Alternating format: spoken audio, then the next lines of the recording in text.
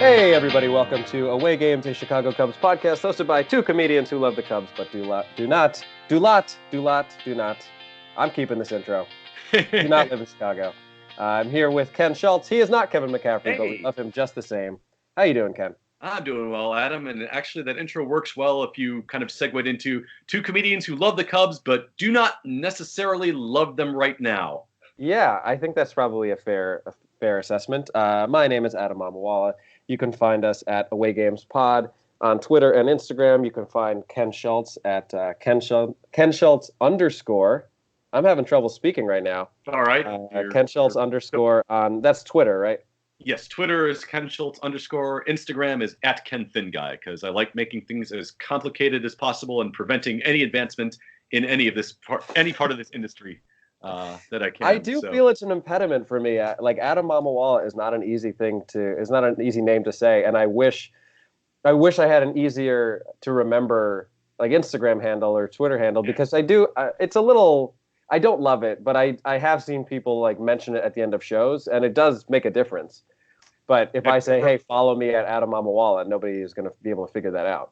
Right, because to our American ears, we hear Adam Mamawala. Like that, we understand the first part, but a lot of people are like, what's with this continued syllabage of your name? Right. I'm not even sure syllabage. Right, and it is very phonetic, but I still think it scares people when they hear it. Yeah, actually that's not a bad motto for what your comedy should aspire to. I think that not bad when you hear it, but when you think about it, it should scare you. I think that's about as good a compliment as you can get as a stand-up comic, but I guess not necessarily in terms of promoting yourself as a stand-up comic. Right. So, well, but then the showbiz name change. Have you ever given like what you would ever want to change your name to if presented by like an agent that, hey, we think it'd be great if you were like Johnny Rockets Lightning Bolt or whatever? Well, I think that. I mean, if somebody wants me to change my name to that, I'm doing it. I'll do it yesterday. With the hamburger chain, of course. I don't know why that was the first thing that popped in my head. Johnny Rockets. Yeah, well, first of all, one of the funny things is that occasionally people have asked me if my name is a stage name. Like if Mamawala is it's like, why the hell would I pick such a difficult name as a stage name? I think the days of asking people to do that are largely gone because of if anything, it like works to your advantage to have an ethnic sounding name in the current landscape of everything. But with the comics too, you figure that there are just so many now that it would be hard to find like a universal name at this point. Yeah, I don't think I would want to do that, but I have given thought to like, what is a Instagram handle or something that would be easier to remember. But then they're also corny. Like, I don't want to have like, follow me at Adam Was Funny. Like, it's just so gross to me. Yeah, I think self-respect is still kind of the most important priority in this case. And you've chosen that road, and good on you. Yeah, much to my own detriment, time and time again. And that really is what showbiz is in a nutshell. That, I have chosen the method of still liking myself. And that is why we're doing a free podcast this week. Exactly. The fan, whatever that you're, are you still with the draft, whatever? Oh, Thrive Fantasy? Yeah, I'm trying to segue comfortably into your sponsor here. Hey, let's do an ad read before we even get started on this show. This avoid talking about the Chris Bryant situation. I am all for it. Hey, Ken, have you heard the good news about Thrive Fantasy?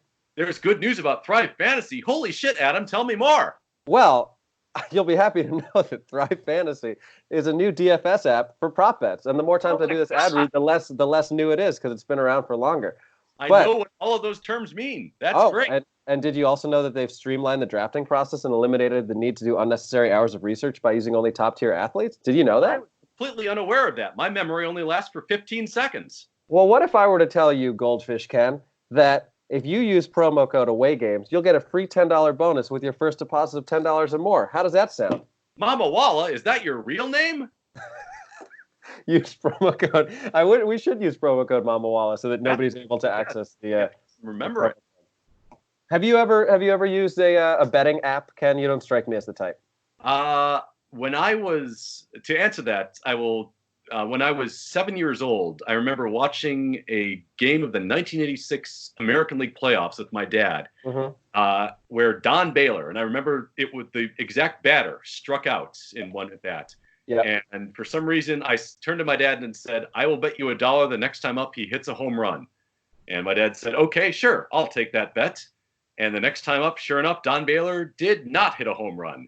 And Yeah, you should have asked for better odds. That shows. Yeah. My dad said, "You are paying me that $1 because you made that bet." And I started crying. And since that day, I have gambled not a bit on pro sport. Oh my gosh, that's so funny. Yeah. So, do you think Pete Rose had the same experience with his dad, but the guy actually hit a home run? Pete Rose once won 50 cents from his dad when Mickey Mantle hit a home run, and from that day forward, he bets every single day on baseball. Yes, I love it. Oh, that's great.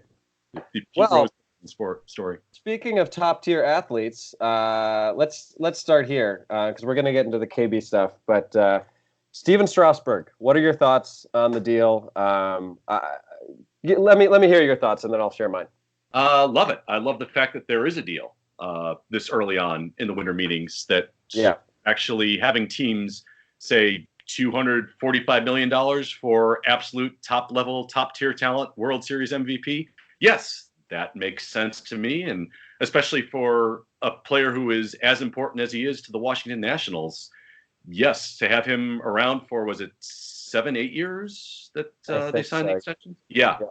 To have him essentially become a career national at this point, especially that's really cool too. I think that's my favorite part about it. Yeah, because I think it's a really good cap to the story that began with his very first major league appearance, where it was as hyped a debut as anybody that I can remember, maybe since Mark Pryor, maybe even more than Mark Pryor. Yeah. He had that great 13, 14 strikeout first game. Really solid first year, then went under the knife and then bounced back, was good, but not, obviously great for a while. And now everyone just accepts, oh yeah, you are definitely one of the best pitchers of this generation. You should be paid like it. I think that's a great thing for baseball. And especially after the past 2 winters, I'm really, really thrilled to see teams, at least a couple teams, stepping up and making things right for players of that caliber. Yeah, absolutely. And I mean, I guess the only question is what will his durability be throughout the rest of that contract? But I mean, when you think about the degree to which the narrative around Strasburg has changed in about 2 years, it's pretty remarkable because as we remember as Cubs fans, before that game 4 got rained out and Strasburg was not going to pitch because I think he had the flu or something like that. The narrative around him was this guy's soft, he doesn't care, all of that typical stuff that you hear said about athletes. And of course, the game gets rained out. He pitches a gem in game 4. He also was amazing in game 1 of that series. Hendricks just outpitched him. And you think about what he did in this year's playoffs. I mean, he's a legend, and he's well on his way, if not already there, to his number being retired as a national. It probably already is. I would say. Yeah. Yeah. I mean, Scherzer has more hardware than he does in terms of Cy Young awards, and overall has been the better pitcher over their 2 careers. But Strasburg still has time to catch up to him. And Strasburg is, as his World Series MVP indicates, he is the biggest reason they won that World Series, because without the performance in Game 2, and certainly without the performance in Game 6, they would have been completely done for, because to make their plan work, they were trying to do whatever the closest to the modern equivalent of Randy Johnson, Curt Schilling, or even a Sandy Koufax, Don Drysdale attack back in the 60s, the modern equivalent of that between Scherzer and Strasburg. And in order to do that, as we saw in the World Series, you had to win literally every game those 2 started. And with Scherzer only pitching 5 innings in both turns, you even more needed Strasburg to not only be dominant, but to go as deep as he could in each starts. And he exceeded every expectation on the highest level in both of those games. So, yeah, if that doesn't define what a Washington Nationals legend is, I don't know what does. And I realized that up until this point, like, the words Washington Nationals legend were defined by, like, Chad Cordero. So... I guess Zimmerman, I suppose, Yeah, is like Mr. yeah. Mr. National. Probably throw Zimmerman in there too. That's fair. Um, yeah, I mean, it was incredible. Not even the cheating Astros could get a hit off of the guy. Yeah, baseball is lucky the Nationals won this World Series too. Can you imagine like having this scandal come out immediately after the Astros had just won their second in 3 years? Well, that between the Astros scandal and also, you think back to Game 6, if that obstruction call ends up costing the Nationals the game, it's a really bad look for Major League Baseball. So they lucked out on a couple levels. Yes. Well, asking Sam Holbrook to umpire any World Series game is a bad look for Major League Baseball at this point. So that's you get what you pay for in that instance with. But yeah, I think that not only is baseball lucky the Nationals won, but it also elevates what the Nationals accomplished, which was already, the biggest upset in the World Series of this decade, and probably since I would say at least 2006 in recent baseball history. And now it's not only viewed as this incredible upset, which it was in a vacuum, but now they were also overcoming the cheating Astros, the New England Patriots of our sport. And that kind of makes this triumph even more impressive over time too, I think. Yeah, totally. I mean, I guess the follow-up question is, how much does this affect their ability to try to sign Rendon, and does it make it probably impossible? I mean, it certainly sounds like, from what Mark Lerner is saying, that they have chosen Strasburg over Rendon. I keep saying Rondon. I would also choose Strasburg over Rondon, to be fair. Yeah, that's probably good general managership. I find that as much as I love Hector, I would probably go with Steven Strasburg if given the choice between the two. Yeah. But if you look at just in terms of what they can afford to pay for, there's certainly nothing holding them back from signing Rendon on top of Strasburg, other than the mythical luxury tax. And you would think that they made a bunch of extra money from winning the World Series. You would hope, yeah. That would be like the worst, maybe worst business in baseball history if you don't make any money off of winning the World Series. Like, I think even the damn Florida Marlins made money off of winning there too. So but I mean, it's that's part of kind of the thing that is still bad about the current status of the winter meetings and baseball ownership. And it certainly is with our beloved team in this particular moment of ownership just kind of randomly and arbitrarily declares publicly that we're spending this much and no more. And even if you asked, well, couldn't you afford to spend more? And you look at their financials, the obvious answer is yes. But it's almost like a stubborn obstinacy that they're the ones that decided, okay, I'm just not spending above this line just because, and you're going to have to deal with it. I think Rendon and the Nationals is going to fall into that category too.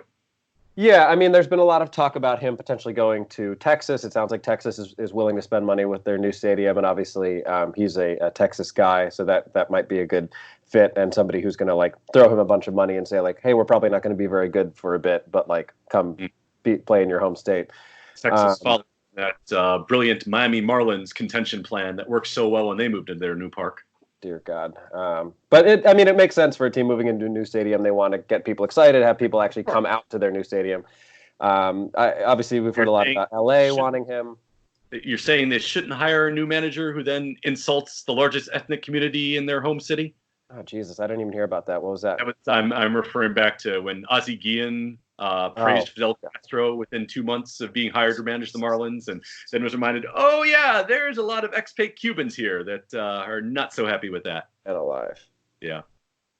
Oof. Yeah, I'd forgotten about that.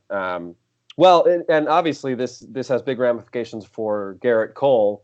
And I read an article this morning on ESPN the headline was like, Madden says he had a great meeting with Cole. And it just made me sad to think of like how excited I would have been if you had shown me just that line a year ago. Be like, hey, this is going to be next offseason. Be like, oh, that's great. Yeah, that is a mournful laugh in agreement with you there. I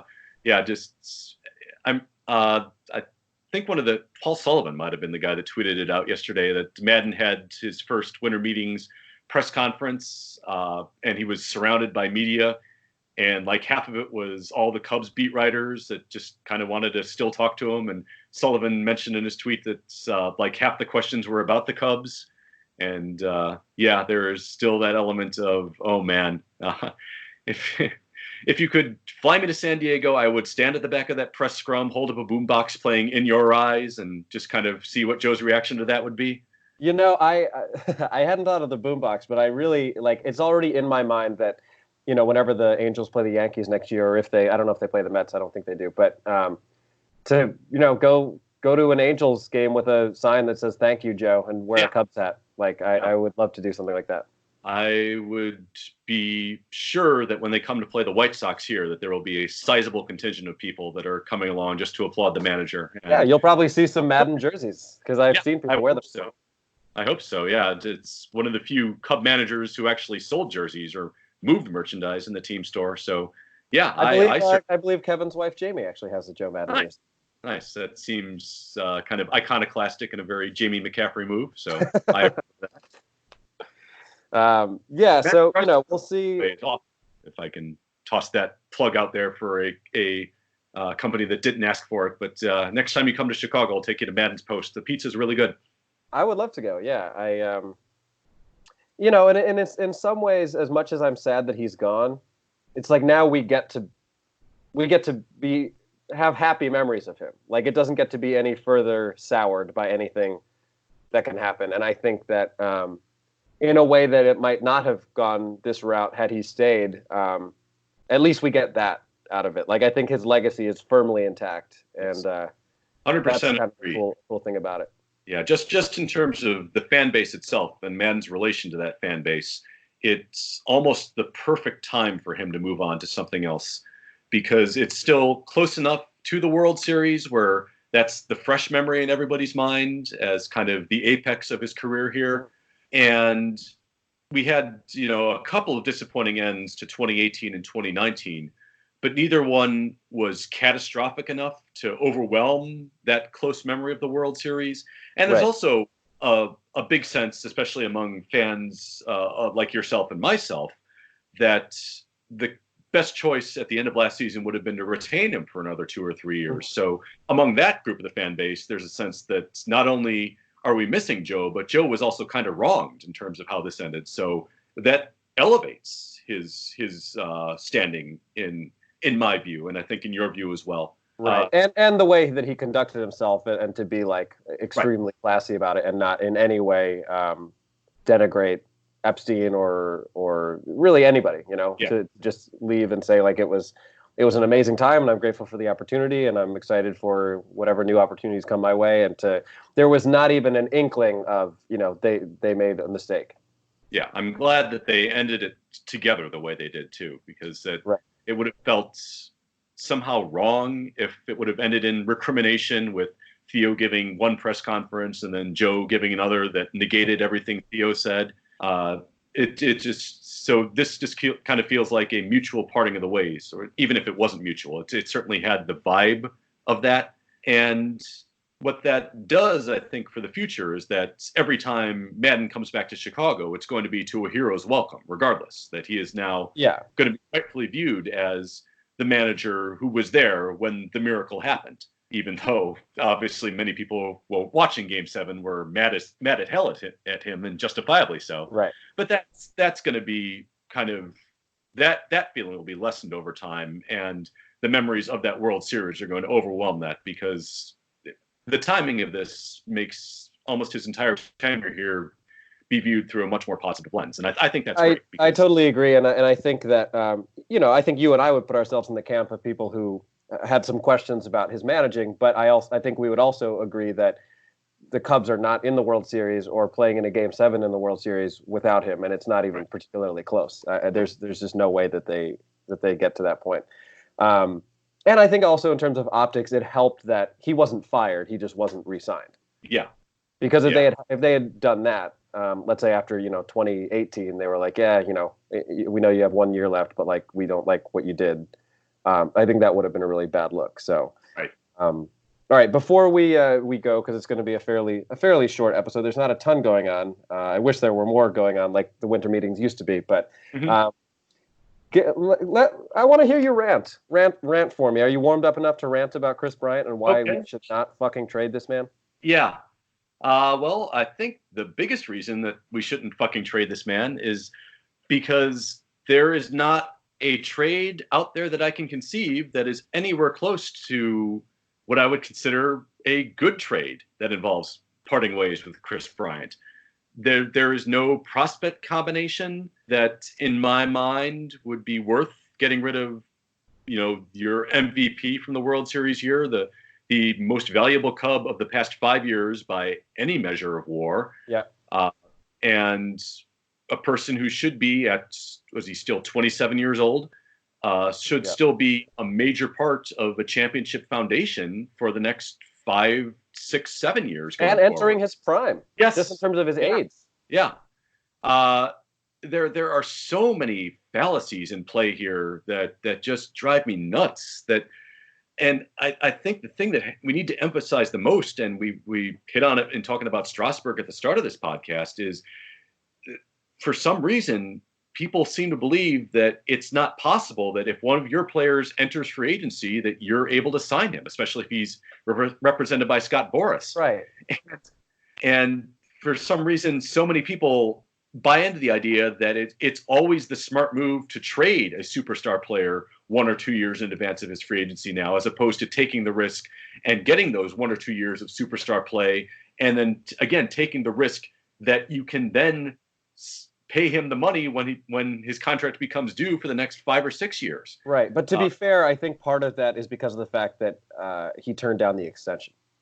Yeah, well, that happens, but right. Steven Strasburg opted out of his damn contract to head into free agency, and the Nationals said, "Okay, fine, we'll give you more," because that works when you deal with incredibly valuable players who are cornerstones of your damn team. Yeah, and to that point, obviously they're in different parts of their career, but I was reading today that the Giants are very much in talks with Bumgarner to bring him back, and that also would be something that would be cool, and it would be nice to see him only in that uniform. I mean, like seeing Bumgarner in any uniform other than a Giants uniform, if it happens, will be as jarring as seeing McCutchen not in a Pirates uniform, or like anybody like that who you associate so much with that jersey. And I'm all for that.